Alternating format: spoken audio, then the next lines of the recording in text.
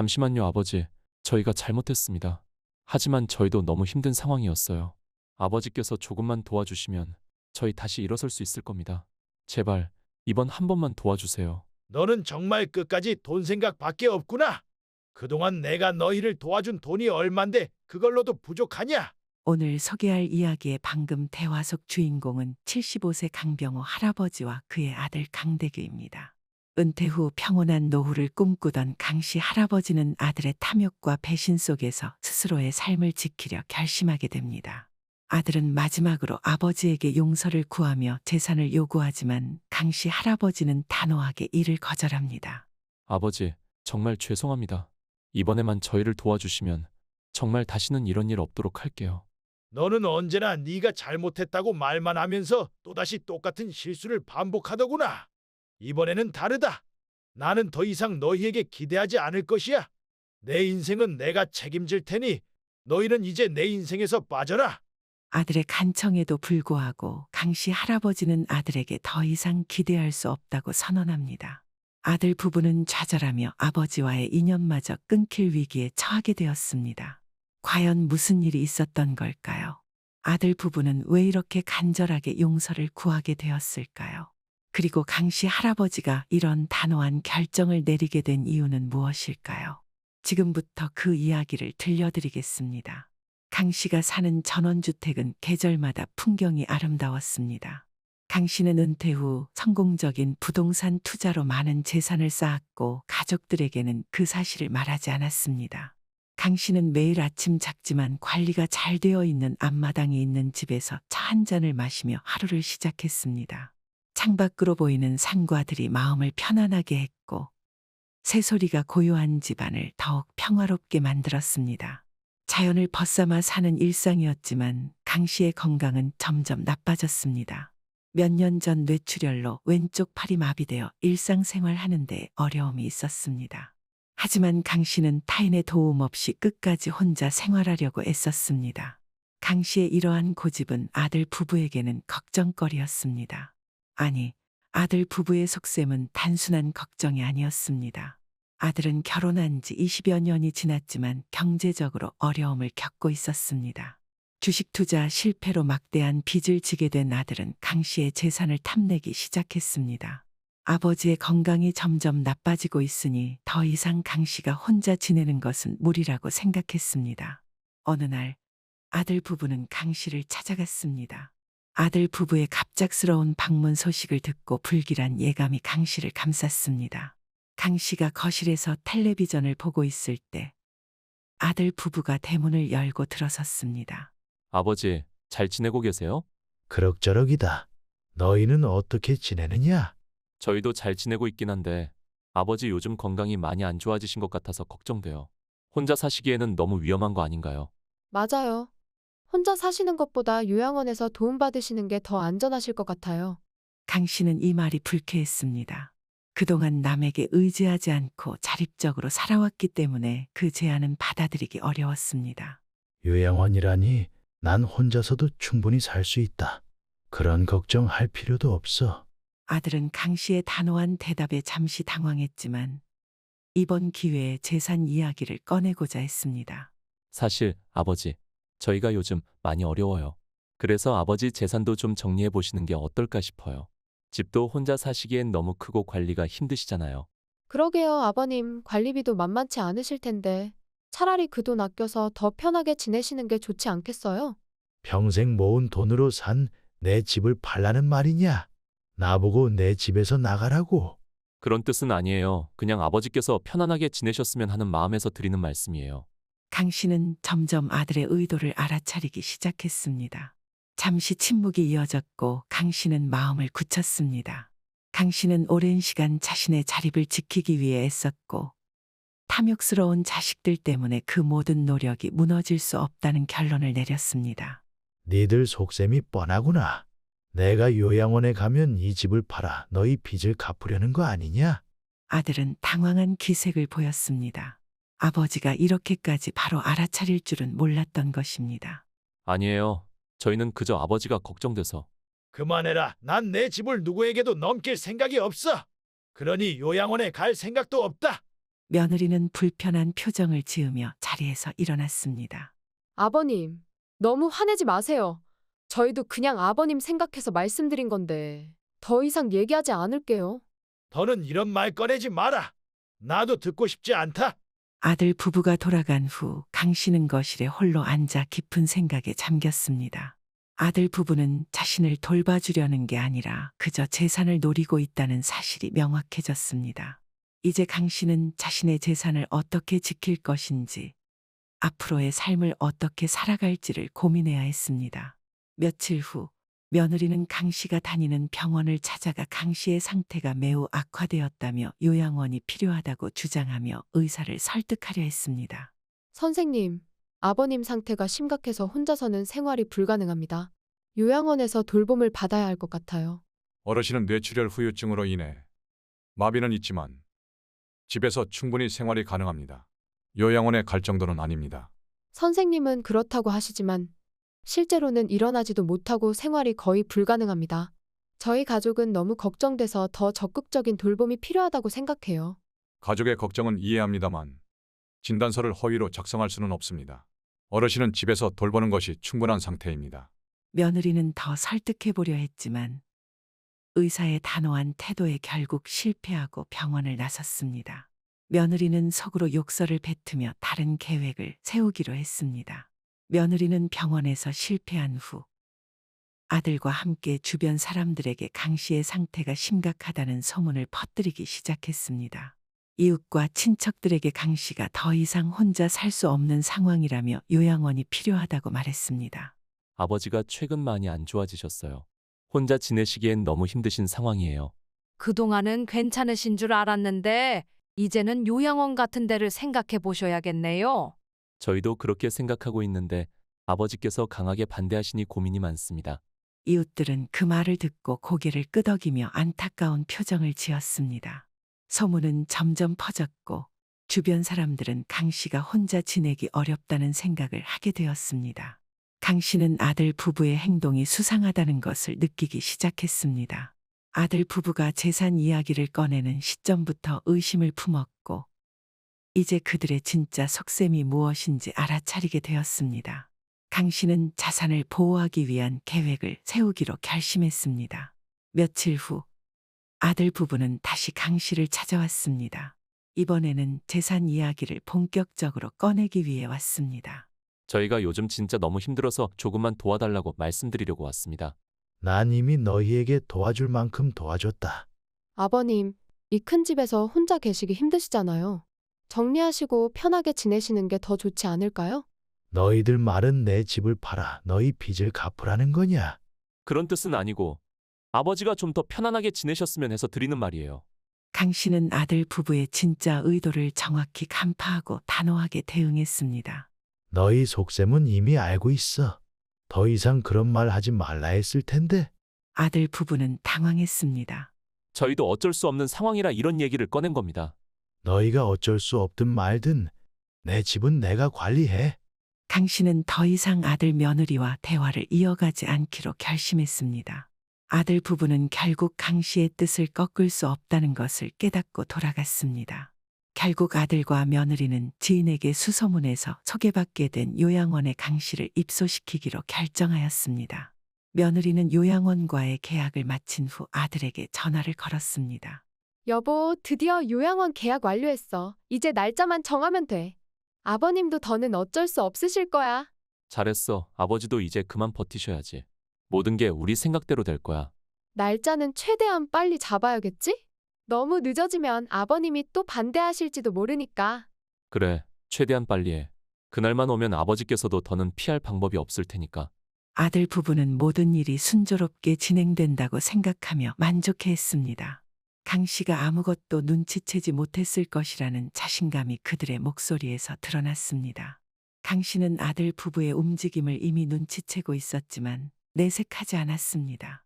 강 씨는 오래전부터 자신의 자산을 지킬 방법을 준비해 두었고 이제 그 계획을 실행할 때가 왔다는 것을 알고 있었습니다.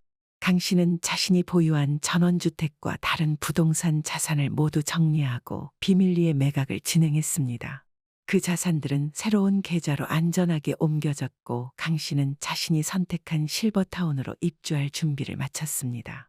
아들 부부가 요양원에 보내려는 계획이 실패할 것임을 강 씨는 알고 있었습니다. 요양원 입소 날짜가 다가오자 아들 부부는 아침부터 분주하게 움직였습니다. 오늘이 그날이야. 이제 아버지도 우리 말을 들으실 수밖에 없겠지. 맞아. 요양원 시설도 최고라서 나쁠 건 없지. 아들 부부는 모든 것이 완벽하게 진행될 것이라 확신했습니다. 강 씨가 아무것도 의심하지 않았을 것이라고 믿고 있었습니다. 그날 오후 아들 부부는 강 씨의 집으로 갔습니다.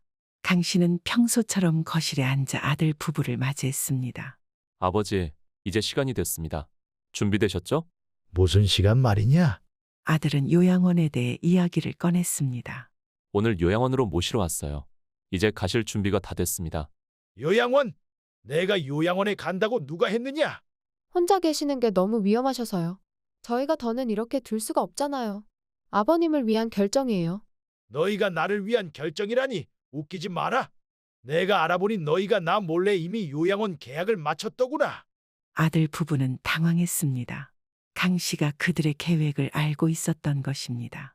저희는 아버지를 편하게 모시려고 한 것뿐이에요. 다른 의도는 없었습니다. 그래? 그런데 왜 나한테 말도 없이 너희가 입소 날짜까지 다 정한 것이냐? 저희가 서둘러서 먼저 준비한 것뿐이에요. 정말 아버님을 위한 거였어요. 나한테 좋은 곳이라면 내가 알아서 갈 거다. 그리고 나는 이미 갈 곳을 정했어. 무슨 말씀을 하시는 겁니까? 어떤 갈 곳을 정하셨다는 거죠? 난 이미 내 집과 재산을 모두 정리했고 내가 계약한 실버타운으로 이사할 준비를 마쳤다. 전원주택이 이미 팔렸다는 강 씨의 말을 듣고 아들은 당황했습니다. 그동안 요양원 계획을 세우고 아버지의 재산을 차지할 생각만 해왔는데 그 계획이 완전히 물거품이 된 것입니다. 아버지, 그게 정말입니까? 집을 이미 파셨다고요? 저희한테 아무 말도 없이요? 그래, 팔았다. 내 집이니 내가 결정할 권리가 있는 거 아니냐? 내가 왜 그걸 너희한테 말을 해야 하지? 아들은 당혹감에 얼굴이 하얘졌습니다. 모든 계획이 엉망이 된 것을 깨달은 아들은 결국 빚 문제를 꺼내며 강 씨에게 다시 손을 벌리려 했습니다. 잠시만요, 아버지. 저희가 잘못했습니다. 하지만 저희도 너무 힘든 상황이었어요. 아버지께서 조금만 도와주시면 저희 다시 일어설 수 있을 겁니다. 제발 이번 한 번만 도와주세요. 너는 정말 끝까지 돈 생각밖에 없구나. 그동안 내가 너희를 도와준 돈이 얼만데 그걸로도 부족하냐? 아들은 대답하지 못했습니다. 그동안 받은 도움은 생각하지 않고 그저 자신들의 위기를 벗어나기 위해 또다시 돈을 요구하는 자신의 모습에 할 말이 없었습니다. 며느리도 분위기가 심상치 않다는 것을 느끼고 강 씨에게 용서를 구하려 했습니다. 아버님, 저희가 정말 잘못했어요. 요양원 이야기도 저희가 너무 조급해서 그런 겁니다. 아버님께 상처 주려고 한 게 아니에요. 한 번만 저희를 용서해 주시면 안 될까요? 하지만 강 씨는 며느리의 말을 듣고도 아무런 감흥도 오지 않았습니다. 강 씨는 그들의 거짓된 모습에 이미 실망한 지 오래였기 때문입니다. 상처 주려고 한 게 아니긴 다 돈 때문이었잖아. 나를 요양원에 보낼 계획을 세운 게 나를 위한다고 할 수 있느냐? 정말 그런 건 아니었어요. 저희도 아버님을 위해서 아버님이 더 나은 곳에서 지내시길 바랐을 뿐이에요. 그만해라. 너희 말은 이제 더 이상 듣고 싶지 않다. 나를 속이려 한 걸 내가 어떻게 용서할 수 있겠느냐? 며느리는 강 씨의 단호한 태도에 더 이상 할 말을 잃었습니다. 절망에 빠진 아들은 마지막으로 강 씨에게 간절하게 부탁했습니다. 이제 더는 물러설 곳이 없다는 것을 알고 있었기에 어떻게든 한 번만 더 기회를 달라고 애원했습니다. 아버지, 정말 죄송합니다. 이번에만 저희를 도와주시면 정말 다시는 이런 일 없도록 할게요. 그러나 강 씨는 아들의 말을 단호하게 거절했습니다. 강 씨는 이제 더 이상 아들에게 기대하지 않겠다는 결심을 했습니다. 너는 언제나 네가 잘못했다고 말만 하면서 또다시 똑같은 실수를 반복하더구나. 이번에는 다르다. 나는 더 이상 너희에게 기대하지 않을 것이야. 내 인생은 내가 책임질 테니 너희는 이제 내 인생에서 빠져라. 아들은 강 씨의 차가운 말을 듣고 더 이상 말할 힘을 잃었습니다. 며느리는 여전히 포기하지 않고 마지막으로 강 씨에게 다가갔습니다. 한 번만 더 용서를 구하면 강 씨가 마음을 돌릴 수 있을 것이라고 생각했습니다. 정말 죄송해요, 아버님. 저희가 너무 경솔하게 행동한 것 인정합니다. 아버님을 더 속이려는 생각은 없어요. 이번 한 번만 저희에게 기회를 주시면 앞으로는 정말 아버님을 잘 모시고 살겠습니다. 그러나 강 씨는 며느리의 말을 믿지 않았습니다. 며느리의 말은 진심이 아니며 오직 상황을 모면하려는 시도일 뿐이라는 것을 꿰뚫어 보고 있었습니다. 이렇게 계속 빌어도 소용없다. 나는 내 결정을 번복하지 않아. 너희가 나에게 저지른 일은 결코 용서받을 수 없다. 며느리는 더 이상 말할 수 없었습니다. 강 씨의 눈빛에서 이미 자신들에게 돌아올 길은 없다는 것을 직감했기 때문입니다. 제발 한 번만 용서해 주세요. 너희가 나를 속이려 한 것을 어떻게 용서하겠느냐? 나는 더 이상 너희와 얽히지 않고 내 삶을 살아갈 것이야. 아버지, 저희가 잘못했습니다. 정말 죄송합니다. 이제 가라. 너희들 앞으로는 땡전 한 푼도 안 남길 거니 꿈도 꾸지 마라. 아들 부부는 더 이상 강 씨에게 기댈 수 없다는 사실을 깨닫고 비참한 기분으로 집을 떠났습니다. 아들 부부가 떠난 후 강 씨는 깊은 숨을 내쉬며 혼자 거실에 앉았습니다. 강 씨는 아들 부부의 탐욕에 휘둘리지 않고 자신의 재산을 지켜냈다는 사실에 안도했습니다. 앞으로의 인생을 자신만을 위한 삶으로 채워나가겠다는 결심을 굳혔습니다. 강 씨는 자신의 결정에 후회가 없었습니다. 아들 부부와의 갈등이 아직 풀리지 않았지만 그들이 탐욕스럽게 바라던 재산은 결국 그들 스스로가 책임져야 할 문제였기 때문입니다. 이제 강 씨는 자신이 선택한 실버타운으로 이사할 준비를 마쳤습니다. 강 씨는 한때 정들었던 전원주택을 뒤로하고 새로운 삶을 시작할 마음의 준비를 끝냈습니다. 강 씨는 아침 일찍 거실에 앉아 이삿짐을 정리했습니다. 한쪽에는 깔끔하게 포장된 상자들이 차곡차곡 쌓여 있었고 그 상자들 속에는 강 씨의 지난 세월의 흔적들이 고스란히 담겨 있었습니다. 강 씨가 직접 고른 가구들, 손때 묻은 사진첩, 평생을 모아온 소중한 기념품들이 그 속에 들어 있었습니다. 집을 떠난다는 것이 그리 간단한 일은 아니었지만 강 씨는 마음 한편에 다짐한 바가 있었습니다. 이제는 더 이상 누구에게도 휘둘리지 않고 자신의 결정을 존중하며 살아가겠다는 강한 결심이었습니다. 이삿날이 끝나고 강 씨는 마침내 실버타운에 입주했습니다. 실버타운은 강 씨가 그동안 꿈꿔왔던 조용하고 평온한 공간이었습니다. 주변에는 푸르른 정원이 펼쳐져 있었고 건물들은 깔끔하고 정돈된 느낌을 주었습니다. 강 씨는 자신이 선택한 이곳에서 새로운 출발을 할 수 있다는 생각에 마음이 평온해졌습니다. 이삿짐이 정리되기 전 강 씨는 먼저 실버타운의 정원을 천천히 걸어보았습니다. 새들이 지저귀고 나무 사이로 따스한 햇살이 비치는 정원에서 강 씨는 자유로움을 새삼 실감했습니다.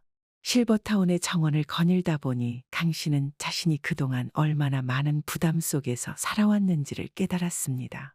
가족을 돌보고 재산을 지키며 자식들에게 실망할 때마다 느꼈던 중압감에서 이제는 완전히 벗어났다는 사실이 강 씨의 마음을 더욱 가볍게 만들었습니다. 이곳에서의 삶은 강 씨에게 있어 더할 나위 없이 편안한 시간이 될 것이라는 확신이 들었습니다. 그날 저녁 강 씨는 실버타운의 카페에서 다른 입주자들과 차를 마시며 대화를 나누었습니다. 오랜만에 느끼는 여유로운 시간 속에서 강 씨는 자신과 같은 나이대의 사람들과 자연스럽게 어울리기 시작했습니다. 그곳에서 만난 김 씨 할아버지는 강 씨와 비슷한 시기에 실버타운에 입주한 사람으로 둘은 서로의 이야기를 나누며 공통점을 발견했습니다. 이곳 생활은 어떠십니까? 생각보다 훨씬 좋습니다. 이제야 마음이 편해지는 느낌입니다. 예전에는 항상 무언가에 쫓기듯 살았죠. 저도 처음엔 낯설었는데 금방 익숙해지더군요. 서로 의지하며 사는 게 큰 힘이 되더라고요. 그들은 그렇게 서로의 이야기를 나누며 서서히 친구가 되어갔습니다.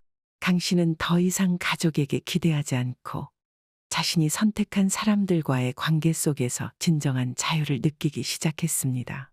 며칠 후 강 씨는 그동안 쌓아온 재산 중 일부를 사회에 기부하기로 결심했습니다.